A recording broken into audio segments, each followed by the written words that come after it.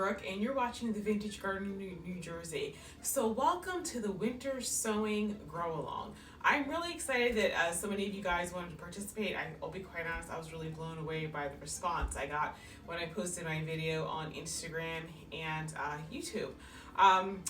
What really excites me is that I know there was a lot of people who either commented or messaged me that they were new gardeners, they didn't know how to, they were just getting into it, and they didn't know how to start seeds. So I live in Burlington County, New Jersey, Zone 7A.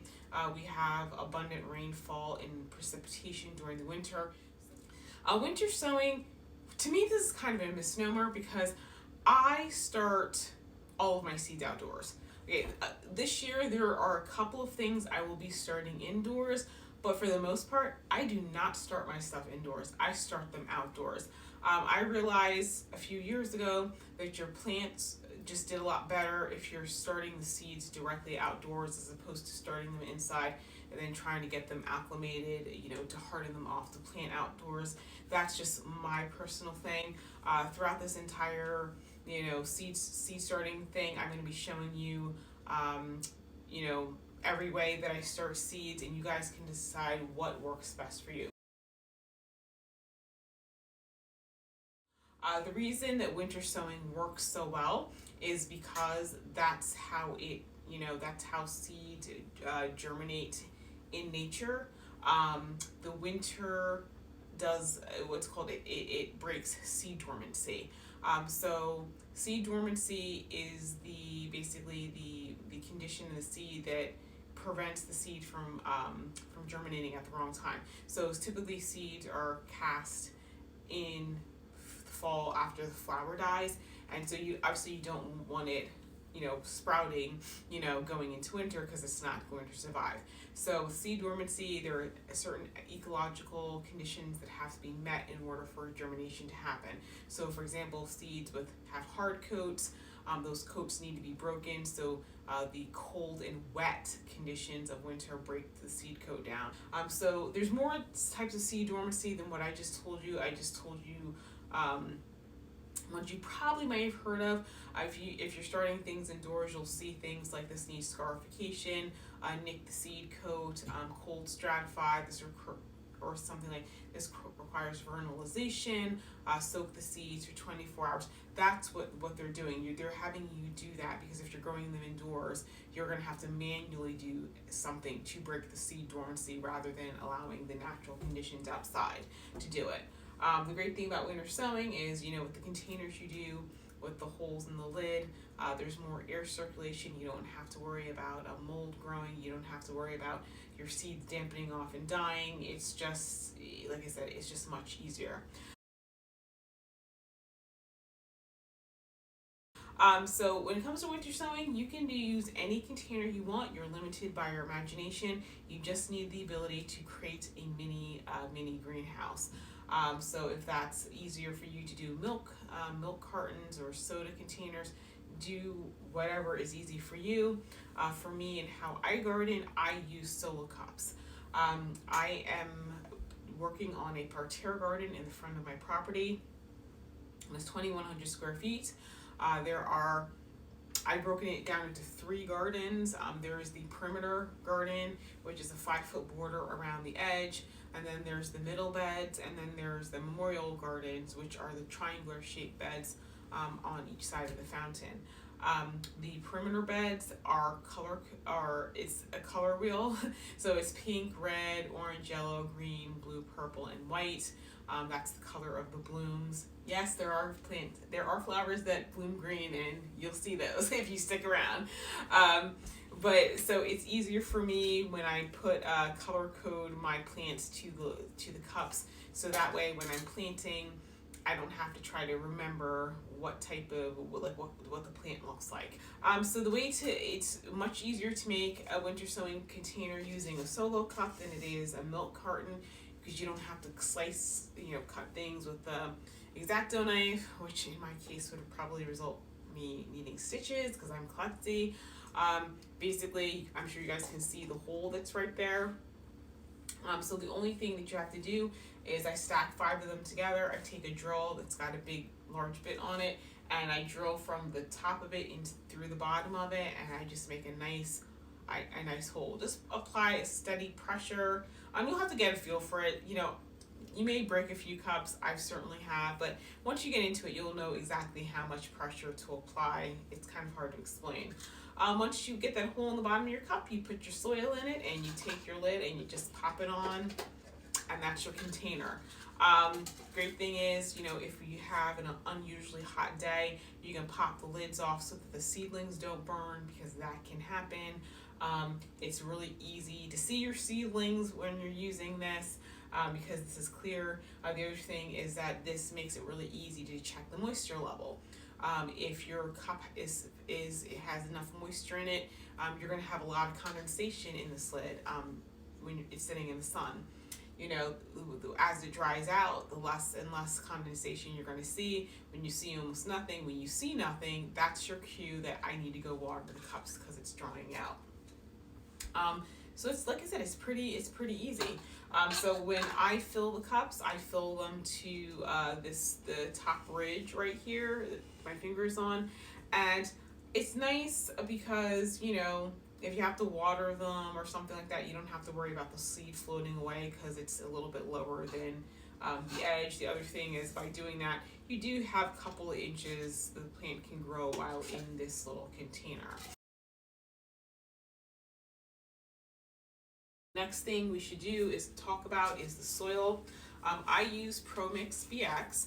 The reason I use ProMix BX is because it's professional grade, it's general purpose, it's good for winter sowing. I have started some seeds indoors, like some herbs. I'm going to show you that in a different video. You can use it for seed starting too. It's just a good general purpose mix. I tested Bumper Crop Happy Frog, Twin Oaks and Fry. Twin Oaks and Fry are made by the same company, so they're pretty much like one and the same. The worst results I got were with Espoma. It's way too dry, just way too dry. It's like hydrophobic. You know, those seedlings do need cold and they need wet.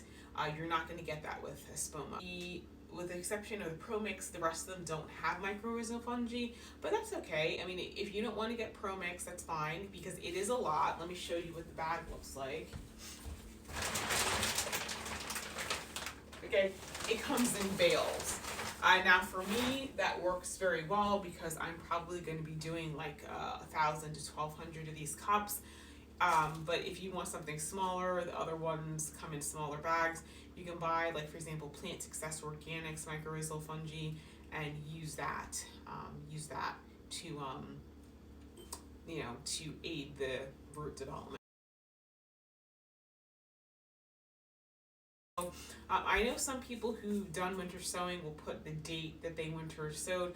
I personally don't do that, because quite frankly, the date you sowed it really, to me, has nothing to do with when it's going to sprout. I mean, it's going to sprout when it sprouts based upon the weather in your area. It's one of those things, just be patient with it. You know, it doesn't hold to the 14 days of germination, or 10 days, or 5 days, or whatever it is you see on the seed pack. Sometimes, especially because it's cooler, they may take a little bit to get started, but once they get going, like, they're good to go.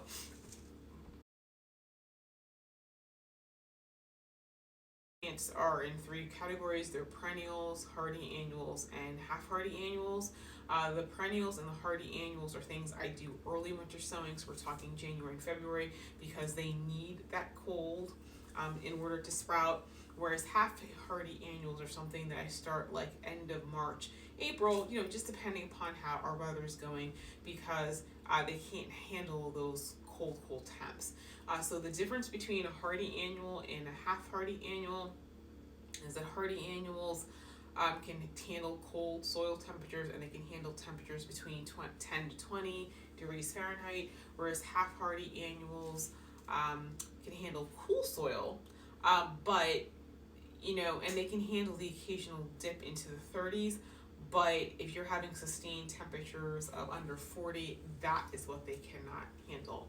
And I describe those things because that I think is where people probably get into trouble with when they're winter sowing, because they may be, for example, with perennials and hardy annuals, they may be sowing them later in March when they need to start those in January because they need like 6 to 8 weeks of cold temperatures, or they may be doing a half hardy annual in January where you need to start it a little bit later. So I know with annuals, some of the seed companies don't necessarily have that information on their website.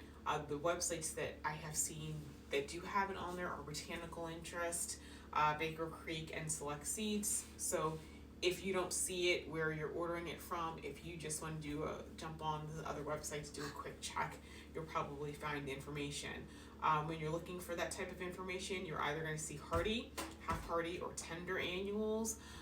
Botanical Interest uses the terms frost hardy, frost tolerant, and frost sensitive.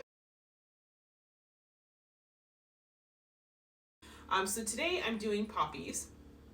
The reason I'm doing poppies is because poppies need at least 6 weeks of cold. In my opinion, with poppies, the more cold the better.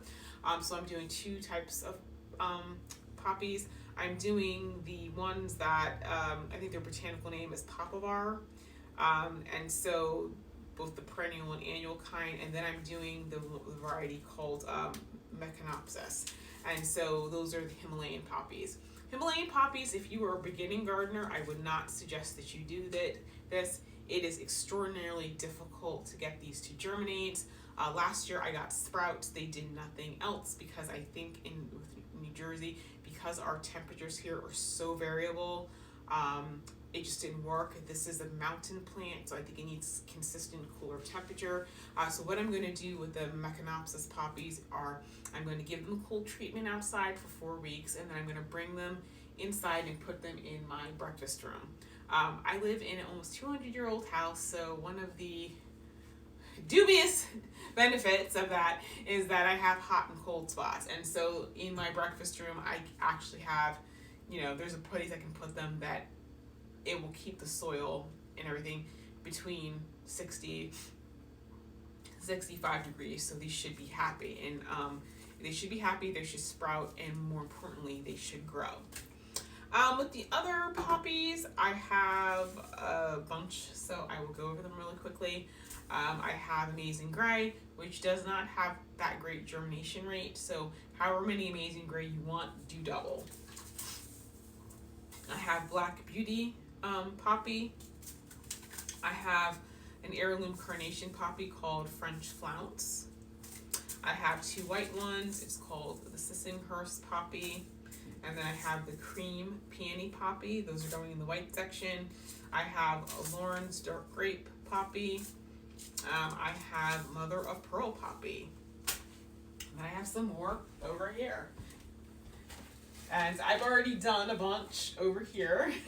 I thought I videotaped it. Unfortunately, I did not.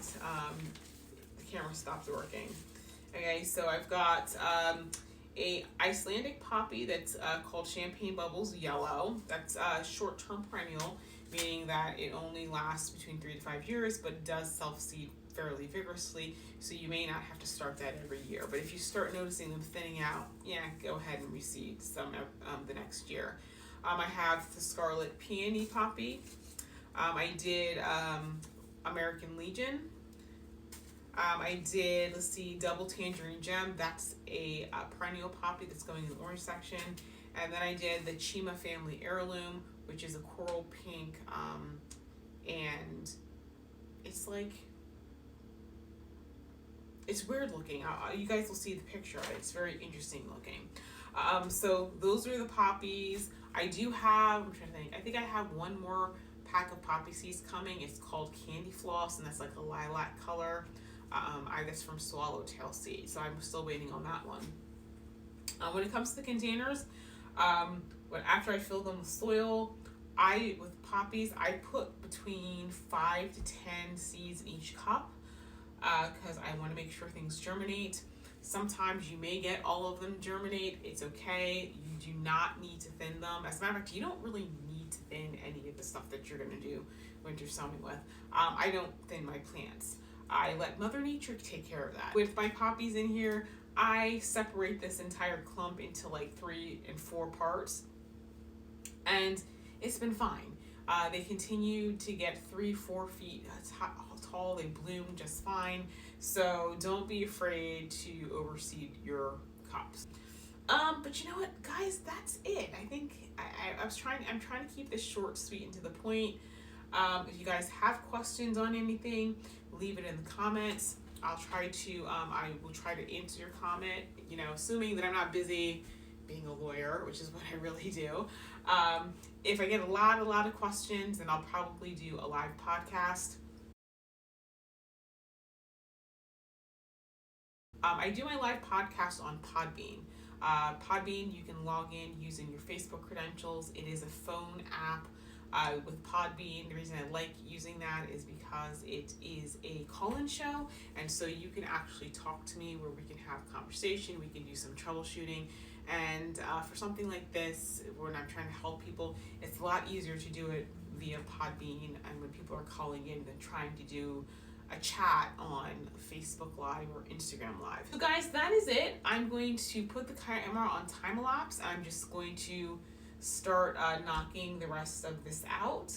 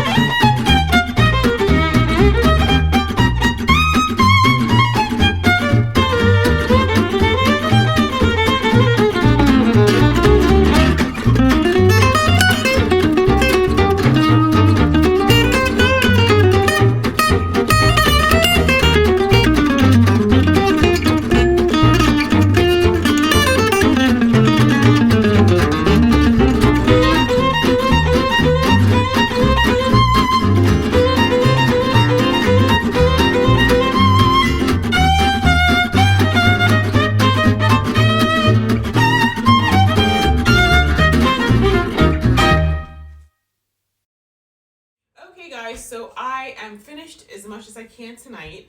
I ran out of cups to do the blue and purple Himalayan poppy, so I'm going to do that tomorrow.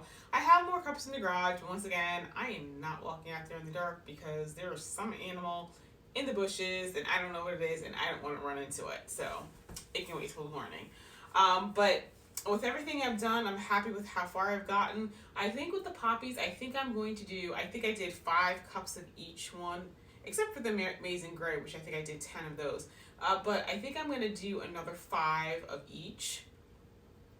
Just because I think, now that I'm thinking about it, I just remembered that last year when I planted, I was just planting in the outer bed, in the perimeter garden.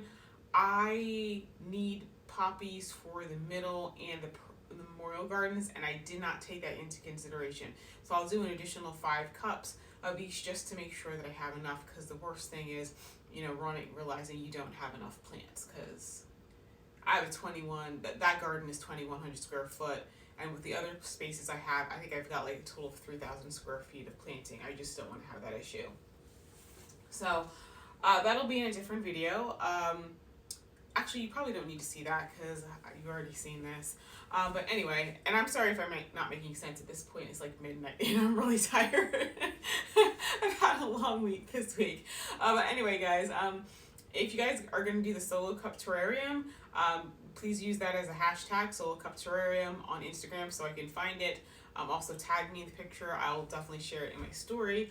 If you guys are participating, another thing to do so I can see what you guys are doing are I created a hashtag Winter Sowing Grow Along. I think that's the way I put it, and I'll make sure I put it in the description box. And the other thing, other hashtag is grow along with Brock or something like that. So I'll put the 3 hashtags in the description. Tag your photos that way so I can find them. If you tag me in it, then I can share it in my story and give you guys some shout outs. So anyway, I'm looking forward to seeing what everybody is doing, and I can't wait for spring so I can see how everybody's winter sowing turned out. So thank you guys so much for watching. If you are visiting for the first time, make sure you hit that subscribe button and the notification bell, and like, share, and comment. And I will see you guys in the next video. Okay guys, it is morning. It is the next day. I just wanted to show you where I put everything. I'm going to try to keep this as steady as possible so I'm not making anybody sick. I am in the parterre garden. I'm just lining the pathways with the cups. I put the cups inside trays, but these trays are the mesh kind, so that way the water can drain if it rains. I have to order some more for Amazon, but as you can see, they're misting up because there's moisture in the cup. And so, yeah, that's how we do it. So guys, that is it. So anyway, guys, that is it. So that's what I'm going to be doing. That's what I'm going to be doing for the next several months. So I'm going to be doing a little bit each day, and I'll try to keep you guys updated on my progress. So anyway, thanks so much for watching, and I'll see you guys in the next video.